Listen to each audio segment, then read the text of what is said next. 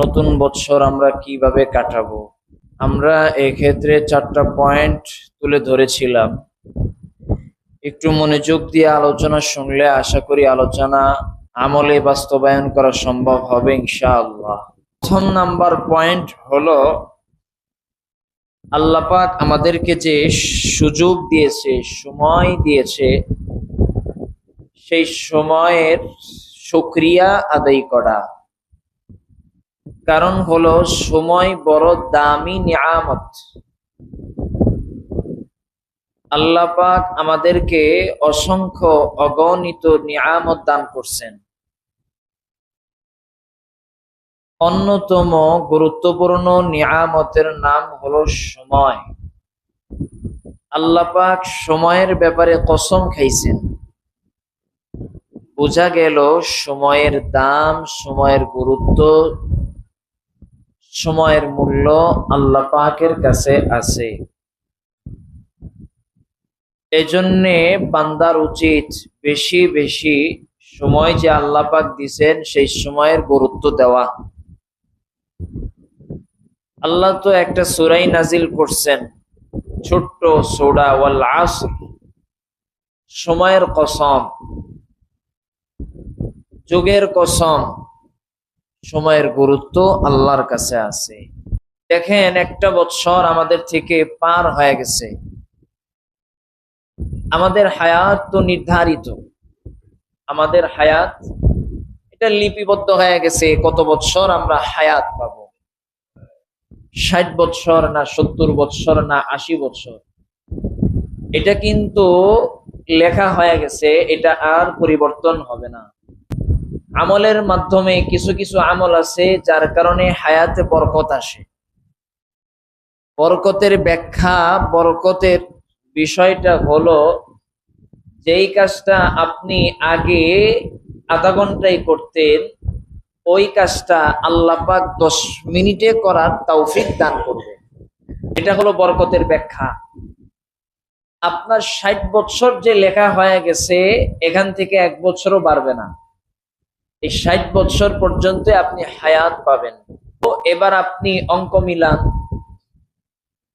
যদি আপনার হায়াত থাকে, আপনার হায়াত যদি থাকে 60 বছর, এখন আপনার বয়স কত? 30, 40, 50। তাহলে এই যে 60 বছর থেকে 30 বছর চলে গেল, এই যে আপনার 40টা বছর বিয়োগ হয়ে গেল, মাইনাস হয়ে গেল, আপনি আর সময় পাবেন কত? 20। তাহলে 20 বছর পরে কোথায় যেতে হবে? কবরে যেতে হবে। আর কবরে টাকার মুআমালা চলবে না, ক্ষমতার মুআমালা চলবে না, মান সম্মানের মুআমালা চলবে না। কিসের মুআমালা চলবে? আমলের মুআমালা চলবে। তাহলে আমার আর আপনার থেকে যে সময়টা চলে গেছে, সামনে যে আমি অল্প কিছু সময় পাচ্ছি, ওই সময়ের শুকরিয়া আদায় করা। অনেক মানুষ আছে যারা 40 বছরেই দুনিয়া থেকে চলে গেছে। আল্লাহ আপনাকে দয়া করে যে 40 বছরের পরেও কিছু সময় দিচ্ছেন, আপনি আপনার পূর্বের গুনাহগুলো মাফ করার সুযোগ পাইছেন। সেই সুযোগের সদ্ব্যবহার করা, শুকরিয়া আদায় করা। আল্লাহ তাআলা বলেন, ওয়া ইয তাআযানা রাব্বুকুম লা ইন শাকারতুম লা আযীদান্নাকুম। যদি তোমরা আমি রবের দেওয়া নিয়ামতের শুকরিয়া আদায় করো, আমি আল্লাহ অবশ্যই অবশ্যই তোমরা যে শুকরিয়া আদায় করলা, আমি আল্লাহ বাড়ায়া দিব। সুবহানাল্লাহ বলবেন না? যদি আমরা সময়ের কদর করি, তাহলে সময় আল্লাহ আমাদেরকে বাড়ায়া দিবেন। মানে যেই কাজটা আগে আধা ঘন্টায় করতাম, ওই কাজটা এখন 10 মিনিটে করতে পারবো। তো আমার আরো 20 মিনিট বেড়ে গেল, আমি অন্য কাজ এর মধ্যে করতে পারবো। আগে তো করতে পারতাম না, এই আধা ঘন্টার ভিতরে কাজ করতাম একটা। এখন আল্লাহ আমার আপনার উপরে, আমি যে নিয়ামতের শুকরিয়া আদায় করলাম, নিয়ামতের শুকরিয়া আমি আদায় করলাম, আল্লাহ পাক ফল স্বরূপ সময়টা কমায় দিল, আমি ওই সময়ের ভিতরে আরো বেশি কাজ করার সুযোগ পাবো। এজন্য বেশি বেশি নিয়ামতের শুকরিয়া আদায় করা। দেখেন আল্লাহ পাক যে আমাদেরকে অসংখ্য অগণিত নিয়ামত দান করছেন। মাল আল্লাহ পাকের নিয়ামত, ধন সম্পদ আল্লাহর নিয়ামত, সন্তান সন্তানাদি আল্লাহর নিয়ামত। আল্লাহ পাক আমাকে খাওয়াইতেছেন, এটাও নিয়ামত। আল্লাহ পাক ইমানের মতো মহা বড় দৌলত দান করছেন, বড় নিয়ামত। আল্লাহ আমাকে সুস্থ রাখছেন, নিয়ামত। সবগুলোর শুকরিয়া আদায় করা। এক দরিদ্র লোক সব সময় বলতো আলহামদুলিল্লাহ আলহামদুলিল্লাহ বলতো। তাকে জিজ্ঞেস করা হয়েছে, তুমি এত বেশি কেন আলহামদুলিল্লাহ আলহামদুলিল্লাহ বলো? ওই লোক জবাব দিছে, একদিন আমি এক জায়গায় গেলাম, যাওয়ার পর দেখতেছি এক লোকের হাত পা কিচ্ছু নাই। তখন আমার বুঝে আসছে আমি দরিদ্র হলেও আমার অনেক মূল্য, আমার হাত আছে, আমার পা আছে, আমি কর্ম করে খেতে পারি। আর ওই লোকের কোনো কিচ্ছু নাই, তো অর্থিকা তো আমি ভালো আছি। এই জন্য ওই লোক বলে আলহামদুলিল্লাহ আলহামদুলিল্লাহ। বেশি বেশি নিয়ামতের শুকরিয়া আদায় করা। নিয়ামতের শুকরিয়া আদায় অটোমেটিক তখন বের হবে যখন আমি আমার থেকে নিচের দিকে তাকাবো। আল্লাহ আমারে মাসে 10,000 টাকা ইনকাম করার তৌফিক দান করছে, শক্তি দান করছে। আমি ওই ব্যক্তির দিকে তাকাবো যে 9,000 টাকা ইনকাম করে। যখন আমি নিচের দিকে তাকাবো তখন আমার থেকে নিয়ামতের শুকরিয়া বের হবে। আর যদি আমি উপরের দিকে তাকাই তাহলে নিয়ামতের শুকরিয়া বের হবে না, তখন সেটা অহংকারে রূপান্তরিত হবে। আল্লাহ বলেন ওয়ালা ইন কাফারতুম ইন্না আযাবি লাশাদীদ। যদি তোমরা আমি আল্লাহর নিয়ামত পাওয়ার পরে শুকরিয়া আদায় না করো, আমি আল্লাহ তোমারে দুইটা শাস্তি দিব। এক নাম্বার, যেই নিয়ামতটা দিছিলাম ওই নিয়ামত ছিনায় নিব। 2 নাম্বার, কঠিন আযাব আমি আল্লাহ তোমারে দেব, কঠিন বিপদের সম্মুখীন করব। তাহলে বুঝেন, এই যে আল্লাহ আমারে আপনারে যে সুযোগটা দিছেন, সেই সুযোগের সদ্ব্যবহার করা এটা দরকার। সেই সুযোগের সদ্ব্যবহার করা। আল্লাহ আমারে যে সুযোগটা দিছেন সেই সুযোগের সদ্ব্যবহার করা। আল্লাহ আমারে আরো কয়দিন সুযোগ দেয় সেটার কোনো ভরসা নাই। এজন্যে এই যে এখন থেকেই সেই সুযোগের সদ্ব্যবহার শুরু করে দেওয়া উচিত। কারণ নিঃশ্বাসের কি নাই? বিশ্বাস নাই, ভরসা নাই। আপনি এখান থেকে উঠে বাড়িতে যেতে পারবেন এটার কোনো গ্যারান্টি নাই। এজন্যে বুদ্ধিমান যে ব্যক্তি তার উচিত কি, সুযোগ যে আল্লাহ দিছেন সেই সুযোগের সদ্ব্যবহার এখন থেকেই শুরু করে দেওয়া। কিভাবে আমরা সময়কে গুরুত্ব দিব, সুযোগের সদ্ব্যবহার করব? 1 নাম্বার করণীয় হলো, আমরা যে পূর্বে আমাদের জীবনটা অতিবাহিত করেছি, ব্যয় করেছি, পূর্বের পুরা জীবনের হিসাব নেওয়া শুরু করে দেব। লাভ কি? যদি আমি প্রকৃত বুদ্ধিমান হই, জ্ঞানী হই, ভালো মানুষ হই, খাঁটি মুসলিম হই, তাহলে পূর্বের জীবনে যে কমতিগুলো আছে সেই কমতিগুলোকে কাটিয়ে আমি আমার কমতি জায়গাগুলো ভরাট করে দিব। তাহলে পূর্বের যে সময়টা আমরা পার করেছি সেই সময়ের হিসাব নেওয়া।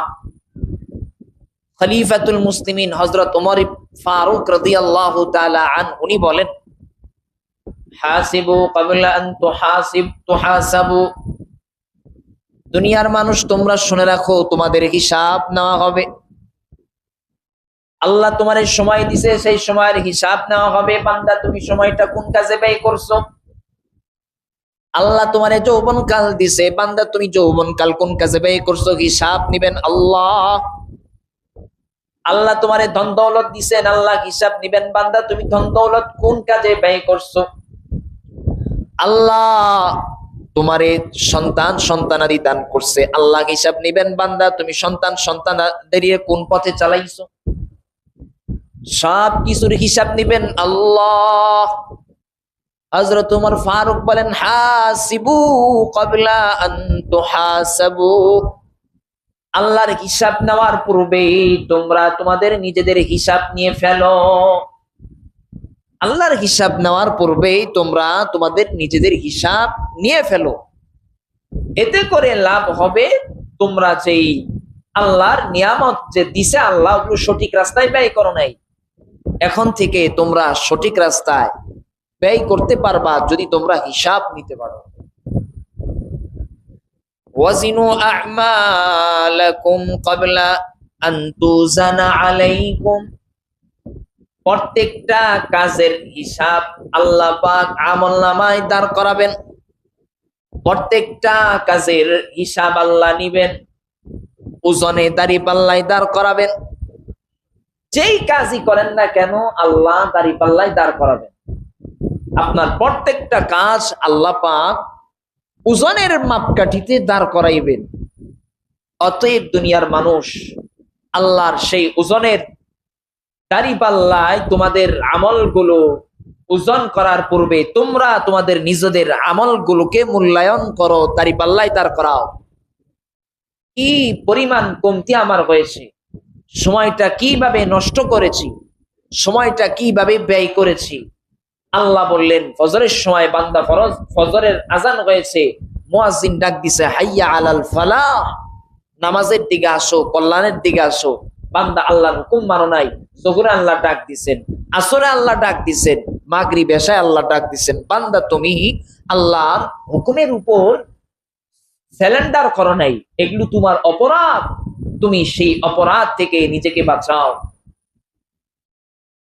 আমল নামাগুলো উজরে দাঁড় করাও, হিসাবগুলো নেওয়া শুরু করো। এতে করে তোমাদের জীবনের ফায়দা হবে, তোমাদের জীবনকে তোমরা সর্বোচ্চ উন্নতির শিখরে পৌঁছাইতে পারবা। আল্লাহ বলেন ইকতারাবা লিন-নাসি হিসাবুহুম ওয়া হুম ফি গাফলাতিন মু'রিদুন, মানুষের হিসাব এটা খুব দ্রুত ঘনিয়ে আসছে। আল্লাহ পাক আমার আর আপনার হিসাব নিবেন, খুব দ্রুত নিবেন। অথচ মানুষ এই বিষয়ে খুব উদাসীন। মানুষ ওরা বুঝেই না যে আমার হিসাব নেওয়া হবে, আপনার হিসাব নেওয়া হবে, আমল নামার হিসাব নেওয়া হবে, কাজের হিসাব নেওয়া হবে, সময়ের হিসাব নেওয়া হবে। সময়ের হিসাব আল্লাহর দরবারে দেওয়া লাগবে। মানুষ এই বিষয়ে উদাসীন। মানুষের উচিত আল্লাহ পাকের কাঠগড়ায় দাঁড়ানোর পূর্বে সে তার হিসাবগুলো নিয়ে ফেলুক। 2 নাম্বার কাজ, 1 নাম্বার করণীয় হলো সুযোগের সদ্ব্যবহার করা। 2 নাম্বার করণীয় হলো আল্লাহ পাক যে আমাদের হিসাব নেবেন, সেই হিসাব নেওয়ার পূর্বেই আমি আপনি নিজের হিসাবগুলো নিয়ে ফেলি। আল্লাহ তাআলা আমল করার তৌফিক দান করুক, বলি আমিন। 3 নাম্বার, পূর্বের যেই গুনাহগুলো হয়েছে সেই গুনাহগুলো থেকে আল্লাহর দরবারে পানাহ চাওয়া। পূর্বের বছরে আমরা আমাদের জীবনে অনেক গুনাহ করছি, প্রত্যেক দিন আমরা গুনাহ করছি, প্রতিটা মুহূর্তে গুনাহ করছি। আল্লাহর অবাধ্যতায় আমি আপনি সময়টা কাটাইছি। আল্লাহ আমারে সুযোগ দিয়েছেন, এই জন্য এখন বৈশা একটু হিসাব করি যে কি পরিমাণ গুনাহ আমি আপনি করছি। একটু আসি আর বলি, আল্লাহ গুনাহ তো অনেক করে ফেলেছি, তুমি আমারে যে আরো একটা দিন সময় দিলা, এটা তোমার বড় করুণা, তোমার বড় দয়া। আল্লাহ তুমি আমারে মাফ করে দাও। আল্লাহ তো ডাকে তুবু ইলাল্লাহ, আল্লাহ তো ডাকে বান্দা তোমার গুনাহগুলোকে মাফ করায়া আল্লাহর দরবারে আসো। আল্লাহর দরবারে সব সময় আল্লাহ তাআলা আল্লাহর দরজা খোলা রাখছেন। আপনার কি পরিমাণ গুনাহ আছে আল্লাহর দরবারে, মনটা নরম করে যদি একটু বলতে পারেন, আল্লাহ জীবনের গুনাহগুলোর কোনো হিসাব নাই, বেহিসাব গুনাহ করছি, তোমার নাফরমানিতে দিন কাটাইছি, তোমার নাফরমানিতে রাত কাটাইছি, তুমি যেই পথে চলতে বলছো, রাসূল যেই পথে চলতে বলছেন ওই পথে চলি নাই, ওই পথে আমি আমার জীবনকে পরিচালিত করি নাই। আল্লাহ এখন থেকে তওবা করে ফিরে আসলাম, আল্লাহ এবং তোমার রাসূল যেই পথে চলতে বলছেন আমি সেই পথে চলবো। একটু বলেন না, একটু বলেন আল্লাহর দরবারে আল্লাহ আপনার প্রতি কি পরিমাণ খুশি হবে। এটা মুখে বইলা প্রকাশ করার মতো না। 3 নাম্বার করণীয় হলো পূর্বের গুনাহগুলো থেকে মাফ চাওয়া। মাফ চাওয়ার জন্য শর্ত আছে। 1 নাম্বার শর্ত হলো যেই গুনাহ করছি সাথে সাথে আল্লাহর দরবারে সারেন্ডার করা, আল্লাহ এটা অপরাধ, এটা তোমার নাফরমানি, আল্লাহ তুমি আমারে মাফ করে দাও, আল্লাহ তুমি আমারে ক্ষমা করে দাও। তোমার কত বান্দারে না ক্ষমা করলা, তোমার কত বান্দারে না তুমি আল্লাহ মাফ করলা, আমি কি তোমার বান্দা না? এইভাবে বলেন না একটু আল্লাহর কাছে, একটা দিন বলেন, দেখবেন মনে এক প্রকারের শান্তি আসবে। 1 নাম্বার গুনাহ মাফ হওয়ার জন্য ওই গুনাহ থেকে একেবারে পরিপূর্ণভাবে ফিরে এসে আল্লাহর দরবারে ক্ষমা চাওয়া, ইস্তেগফার পাঠ করা। ক্ষমা যে চায় সে হলো ভালো মানুষ, ভদ্র মানুষ, আর যে ক্ষমা চায় না সে হলো অহংকারী। ক্ষমা যেই ব্যক্তি চায় আল্লাহ তারে পছন্দ করেন, আল্লাহ তারে ফিরায়া দেন না, আল্লাহ তারে ফিরায়া দিবেন না। আসেন না একটু আল্লাহর দরবারে তওবা করি, আল্লাহ আমারে মাফ করে দাও, বলি আমিন। আল্লাহ তুমি আমারে মাফ করে দাও, বলি আমিন। 2 নাম্বার শর্ত হলো যেই গুনাহটা করছি, মোবাইলে ল্যাংটা ছবি দেখছি, এটা গুনাহে কবিরা, অশ্লীলতা, বেহায়াপনা, মদ খাইছি, ইয়াবা খাইছি, এটা খারাপ কাজ, আল্লাহ এই কাজটা করে ফেলেছি, এটা বড় নিন্দনীয় কাজ, ভালো কাজ না। নামাজ ছেড়েছি, এটা নিন্দনীয় কাজ, ভালো কাজ না। এই রকম গুনাহের প্রতি লজ্জিত হওয়া। আজকে তো আফসোস লাগে, গুনার প্রতি যে নিন্দা, সেই নিন্দাটা পর্যন্ত আমাদের সমাজে নাই। এটা যে গুনাহ, আমরা গুনাহই মনে করি না। আল্লাহর বিধানের উপরেও এত বড় জুলুম করছি, সেই জুলুমের প্রতি আমরা বিন্দু পরিমাণ কোনো টেনশন করছি না। এটা যে এত বড় জুলুম, এটা যে এত বড় অপরাধ। গুনাহকে গুনাহ বুঝা এটা বড় যোগ্যতা, কামালিয়াত। আর গুনাহকে গুনাহ না বুঝা এটা গুমরাহির কারণ, এটা ভ্রষ্টতার কারণ। আপনি আল্লাহর প্রকৃত বান্দাদের অন্তর্ভুক্ত না। আপনার উপরে আল্লাহর দয়া নাই, আপনার উপরে আল্লাহর করুণা নাই, আপনার অন্তরে আল্লাহ মোহর মেরে দিয়েছে। গুনাহকে গুনাহ বুঝার যোগ্যতা অর্জন করা, তার আকল মরে গেছে, তার দ্বারা আর কোনো কিছু কাজে আসবে না। এজন্য প্রত্যেকটা গুনাহের কাজকে গুনাহ মনে করা, লজ্জিত হয়ে আল্লাহর দরবারে তওবা করা। 3 নাম্বার শর্ত হলো আল্লাহর কাছে এমন ভাবে তওবা করা, আল্লাহ এই যে গুনাহটা করছি, এই গুনাহটা খারাপ, অশ্লীলতা, এটা খারাপ, এটা ভালো কাজ না, আল্লাহ চিরতরের জন্য ফিরে আসলাম, এই গুনাহ আর কোনোদিন করবো না ইনশাআল্লাহ, এমন ভাবে তওবা করা। 4 নাম্বার, পুরা সামনের বছরগুলো আমরা কিভাবে কাটাবো, 4 নাম্বার হলো আমলে কাটানো। আল্লাহ রাসূল বলেন, আল কাইয়িসু মান দানা নাফসাহু ওয়া আমিলা লিমা বা'দাল মাউত। দেখেন আল্লাহ রাসূল বলছেন, প্রকৃত বুদ্ধিমান, প্রকৃত জ্ঞানী ওই ব্যক্তি, যেই ব্যক্তি মরার পরে তার যে যাওয়া লাগবে সেখানের সামানাগুলো দুনিয়ার এই হায়াতে গুছায় নেয়। দুনিয়ার এই হায়াতে মরার পর যেই সমস্ত আমলের প্রয়োজন, ওই আমলগুলো যেন সে দুনিয়াতেই করে নেয়, ওই ব্যক্তি প্রকৃত বুদ্ধিমান। অর্থ করি যেই ব্যক্তি কামাইছে, বাড়ি ধন দৌলত করছে, ওই ব্যক্তি প্রকৃত বুদ্ধিমান না যদি সে আখিরাতকে না গুছায়। রিকশাওয়ালা হলেও যদি আখিরাতকে গুছায়, ওই ব্যক্তি প্রকৃত বুদ্ধিমান।